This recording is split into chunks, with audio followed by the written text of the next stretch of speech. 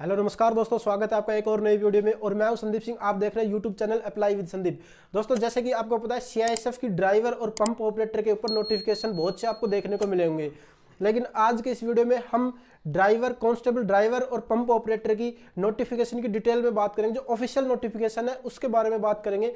जैसे कि दोस्तों, अभी तक आपका जो एम्प्लॉयमेंट न्यूज़ का जो न्यूज़पेपर है उसके अंदर इसका नोटिफिकेशन पिछले वीक नहीं आया था, तो अब की बार इसका आया, तो हम इसका ऑथेंटिक जो नोटिफिकेशन है, ऑफिशियल नोटिफिकेशन है, उसके बारे में इसके अंदर चर्चा करेंगे कि इसके अंदर क्या क्या सिलेक्शन प्रोसेस रहने वाला है और क्या आपका इसके अंदर एलिजिबिलिटी क्राइटेरिया रखा गया है, एज लिमिट क्या रखी गई है, और इसके अंदर अगर आप फाइनली सिलेक्शन पा लेते हैं तो आपको जो सैलरी है वो कितनी दी जाती है। इन सभी चीज़ों के बारे में डिटेल में इस वीडियो में हम बात करेंगे।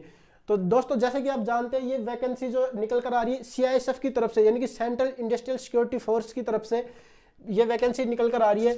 अगर हम बात करें वैकेंसी की, तो ये ड्राइवर और पंप ऑपरेटर की कांस्टेबल की जो पोस्ट होती है उसके ऊपर ये वैकेंसी निकल कर आ रही है। अगर टोटल नंबर ऑफ पोस्ट की बात की जाए तो 451 टोटल नंबर ऑफ पोस्ट है। अगर इसके अंदर हम बात करें कांस्टेबल ड्राइवर की, तो ड्राइवर की टोटल पोस्ट इसके अंदर 183 रखी गई है और पंप ऑपरेटर की 268 पोस्ट यहाँ पर रखी गई है। इसकी हम डिटेल में बात करेंगे, कैटेगरी वाइज जो पोस्ट रखी गई है उनकी भी।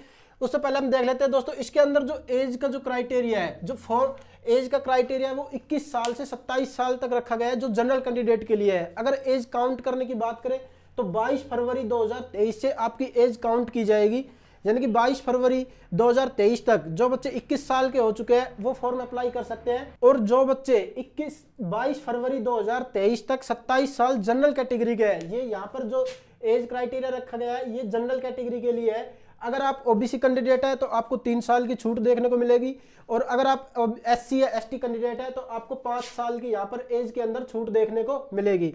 ये आपकी एज क्वालिफिकेशन है इसके अंदर। अगर इसकी अप्लाई की बात करें तो आपको ऑनलाइन अप्लाई किए जाएंगे। ये फॉर्म फुल्ली ऑनलाइन, आपको ऑनलाइन मोड में अप्लाई करना है, और जो पेमेंट है वो भी ऑनलाइन मोड में आपको करनी है। इसकी अगर बात करें हम डेट की, तो 23 जनवरी 2023 से 22 फरवरी 2023 तक आप इस फॉर्म को ऑनलाइन अप्लाई कर सकते हैं।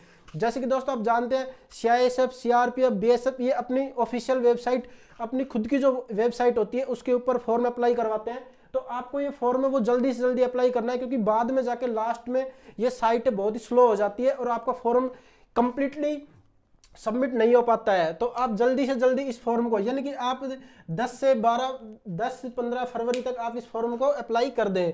उसके बाद अगर हम बात करें इसके अंदर फीस की, तो जनरल, ओबीसी और ईडब्ल्यूएस कैंडिडेट है उनके लिए यहाँ पर फीस रखी गई है 100 रुपये, यानी कि 100 रुपये यहाँ पर फीस रखी गई है। और जो एससी और एसटी कैंडिडेट है उनके लिए यहाँ पर कोई फीस यहाँ पर नहीं देखने को मिलेगी आपको। तो जैसे कि दोस्तों बता दें, ये जो वैकेंसीज है ये ओनली मेल कैंडिडेट के लिए है, ऑल इंडिया मेल कैंडिडेट के लिए वैकेंसीज है। तो फीमेल कैंडिडेट यहाँ पर अप्लाई नहीं कर सकती है, तो फीमेल कैंडिडेट का कुछ भी देखने को आपको यहाँ पर नहीं मिलेगा। अगर हम बात करें एजुकेशन क्वालिफिकेशन की, और इसके अंदर जो मिनिमम क्वालिफिकेशन रखी गई है उनकी, तो आपको 10th पास, मात्र अगर आप 10th पास है और आपके पास ड्राइविंग लाइसेंस है, आपके पास हैवी मोटर व्हीकल या लाइट मोटर व्हीकल का जो भी आपके पास ड्राइविंग लाइसेंस है, इसके अंदर प्लस 3 साल का आपको यहाँ पर एक्सपीरियंस भी देखने को मिलेगा। यानी कि आप एजुकेशन क्वालिफिकेशन में 10th पास है और आपके पास लाइट मोटर व्हीकल या हैवी मोटर व्हीकल, आपके पास ड्राइविंग लाइसेंस है और आपके पास 3 साल का एक्सपीरियंस है, तो आप इस फॉर्म को अप्लाई कर सकते हैं। ये इसके अंदर होगी क्वालिफिकेशन। अगर इसकी सिलेक्शन प्रोसेस की बात करें तो दोस्तों, इसके अंदर सिलेक्शन है वो सबसे पहले आपका फिजिकल करवाया जाता है, फिर ट्रेड टेस्ट करवाया जाता है। यानी कि हर आपको कोई भी वैकेंसी देखने को मिलेगी उसके अंदर रिटन टेस्ट आपको सबसे पहले देखने को मिलेगा। लेकिन आपकी जो सीआईएसएफ की तरफ से जो इसका सिलेक्शन प्रोसेस है बिल्कुल डिफरेंट है। यानी कि सबसे पहले आपसे पीएसटी करवाया जाता है, फिजिकल स्टैंडर्ड टेस्ट, उसके बाद फिजिकल एफिशिएंसी टेस्ट, और फिर उसके बाद डॉक्यूमेंटेशन, उसके बाद ट्रेड टेस्ट, और उसके बाद लास्ट सबसे फाइनल में जो करवाया जाता है वो रिटर्न एग्जाम करवाया जाता है। और जो आपकी फाइनल मेरिट लिस्ट बनती है वो रिटर्न एग्जाम के जो नंबर होते हैं उनके ऊपर बनती है। उसके बाद यहाँ पर मेडिकल एग्जामिनेशन करवाया जाता है। जो रिटर्न टेस्ट को क्वालिफाई कर जाते हैं उनके लिए यहाँ पर मेडिकल करवाया जाता है। हम इनकी डिटेल में बात करेंगे, पीएसटी में क्या होता है, पीईटी में क्या होता है, और डॉक्यूमेंटेशन में क्या होता है, और जो रिटर्न एग्जाम होगा उसके अंदर क्या करवाया जाता है। इन सभी चीज़ों के बारे में डिटेल में बात करेंगे। उससे पहले हम देख लेते हैं जो कैटेगरी वाइज आपकी जो वैकेंसीज निकाली गई है उनके बारे में। तो जो कांस्टेबल ड्राइवर के पद पर जो जनरल कैंडिडेट है उनके लिए 76 वैकेंसी है, एससी के लिए 27, एसटी के लिए 13, ओबीसी कैंडिडेट के लिए 49 और ईडब्ल्यूएस के लिए 18। यानी कि जो कांस्टेबल की पोस्ट पर ड्राइवर की जो वैकेंसी है उनकी टोटल अगर वैकेंसी की बात करें, सभी कैटेगरी की वैकेंसी मिलाकर बात करें तो 183 वैकेंसीज यहाँ पर आपको देखने को मिलेगी। उसके बाद हम बात करें अगर कांस्टेबल पंप ऑपरेटर की, तो पंप ऑपरेटर के अंदर आपको जनरल कैटेगरी के अंदर 111, एससी के अंदर 40, एसटी के अंदर 19 और ओबीसी के अंदर 72, ईडब्ल्यूएस के अंदर 26 और अगर टोटल नंबर ऑफ पोस्ट की बात करें सभी कैटेगरी को मिलाकर तो 268 पोस्टों के ऊपर आपकी रिक्रूटमेंट कराई जा रही है। इस प्रकार दोस्तों टोटल अगर जनरल कैंडिडेट की देखें तो 187 वैकेंसी है, दोनों ड्राइवर और पंप ऑपरेटर की मिलाकर। इसी प्रकार एससी की ड्राइवर और पंप ऑपरेटर की दोनों मिलाकर 67 वैकेंसीज आपको देखने को मिलेगी और एसटी की 32, ओबीसी की 121, ईडब्ल्यूएस की 44 और टोटल 451 पोस्टों के ऊपर यह वैकेंसी निकली हुई है।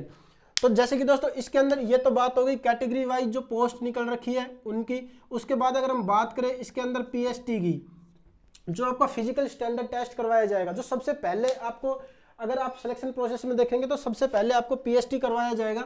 तो पीएसटी के अंदर अगर हम देखें कैटेगरी वाइज तो जनरल, ओबीसी और एससी कैंडिडेट के लिए जो हाइट है वो 167 सेंटीमीटर, ये मिनिमम हाइट यहाँ पर रखी गई है।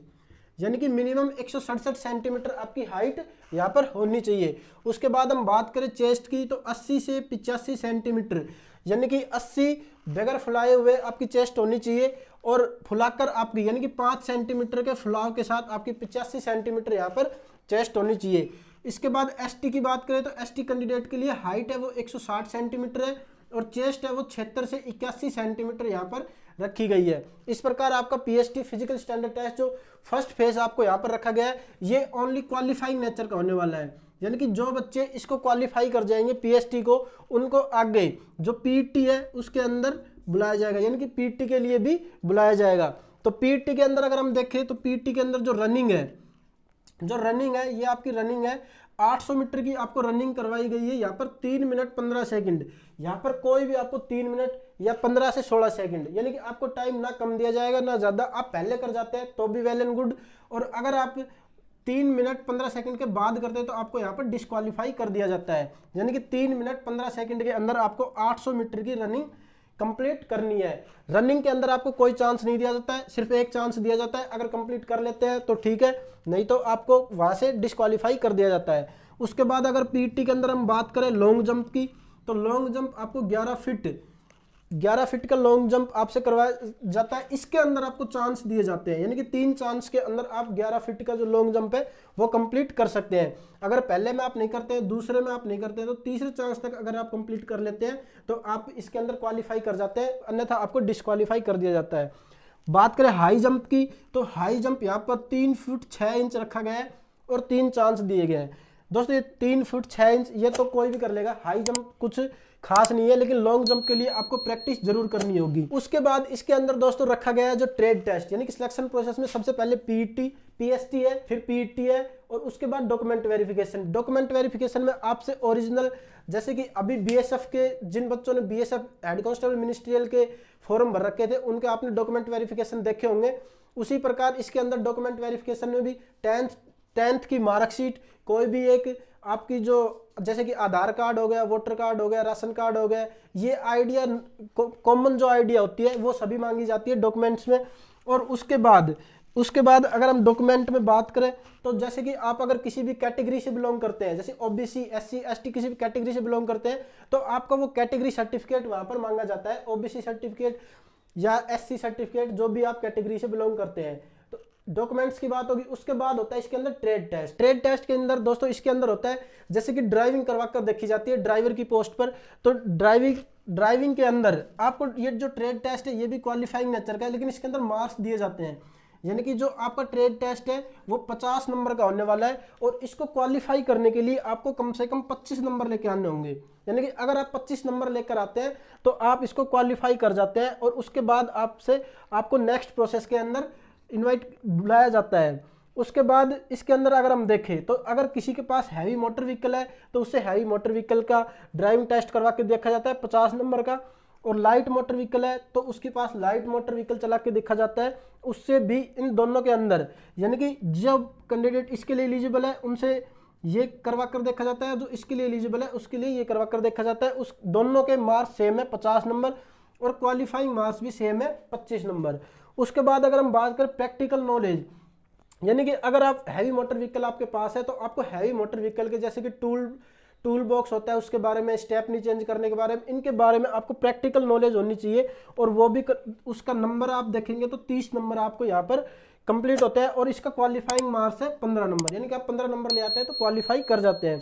इसके अंदर अगर हैवी मोटर व्हीकल है तो ऐसे, और लाइट मोटर व्हीकल है तो लाइट मोटर व्हीकल का जो टूल है या कुछ भी है उनके पास जो प्रैक्टिकल नॉलेज है थोड़ी बहुत उनके बारे में होनी चाहिए, उसके बारे में आपसे पूछा जाता है। और उसके अंदर क्वालिफाइंग नेचर का होता है, मात्र 15 नंबर अगर आप 30 में से लेकर आते हैं तो आप इसको क्वालिफाई कर जाते हैं। अब जैसे ही आप ट्रेड टेस्ट को क्वालिफाई कर लेते हैं, ये भी क्वालिफाइंग नेचर का होता है, तो अगर आप क्वालिफाई कर जाते हैं तो आपको उसके बाद लास्ट फाइनली आपको बुलाया जाता है रिटन एग्जाम के लिए। रिटन एग्जाम आपको यहाँ पर दोस्तों कंप्लीट, यहाँ पर जो नोटिफिकेशन है उसके अंदर लिखा नहीं गया है, उसके अंदर दोनों चीजें लिखी गई है। सीबीटी यानी कि कंप्यूटर बेस्ड भी करवाया जा सकता है, और ओएमआर बेस्ड भी यानी कि ऑफलाइन भी करवाया जा सकता है। तो अगर आप इसके, हम बात करें इसके सिलेबस की, तो इसके सिलेबस की बात करें तो इसके अंदर जीके, मैथ्स, रीजनिंग और हिंदी और इंग्लिश में से ऑप्शनल एक चीज आती है, और इसके अंदर 25-25 नंबर के, यानी कि चारों सब्जेक्ट यहाँ पर 25-25 नंबर के, यानी कि 100 क्वेश्चन देखने को मिलेंगे, और 100 मार्क्स का यहाँ पर होता है। अगर हम बात करें इसके अंदर नेगेटिव मार्किंग की, तो इसके अंदर कोई भी नेगेटिव मार्किंग आपको देखने को नहीं मिलेगी, यानी कि आप सारे क्वेश्चन, कंप्लीट क्वेश्चन 100 के 100 आप अटेम्प्ट कर सकते हैं, तो आपको क्योंकि नेगेटिव मार्किंग इसके अंदर देखने को नहीं मिलेगी।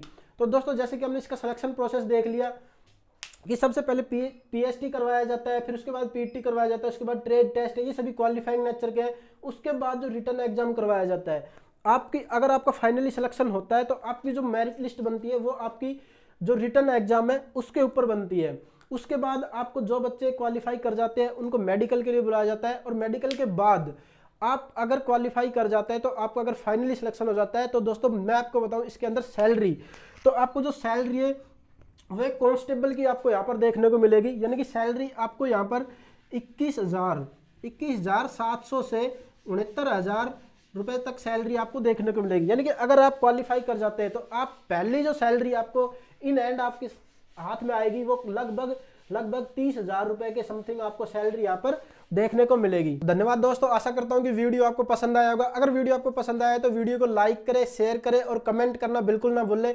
और अगर आपको वीडियो पसंद आया है तो चैनल को सब्सक्राइब करें। आगे की किसी भी नई वीडियो को देखने के लिए आपको बेल आइकन को जरूर दबाएं और ऑल नोटिफिकेशन पर क्लिक करें, ताकि आने वाली आगे की सभी वीडियो आपको सबसे पहले मिल सके। और ज़्यादा से ज़्यादा चैनल को अपने दोस्तों के साथ शेयर करें।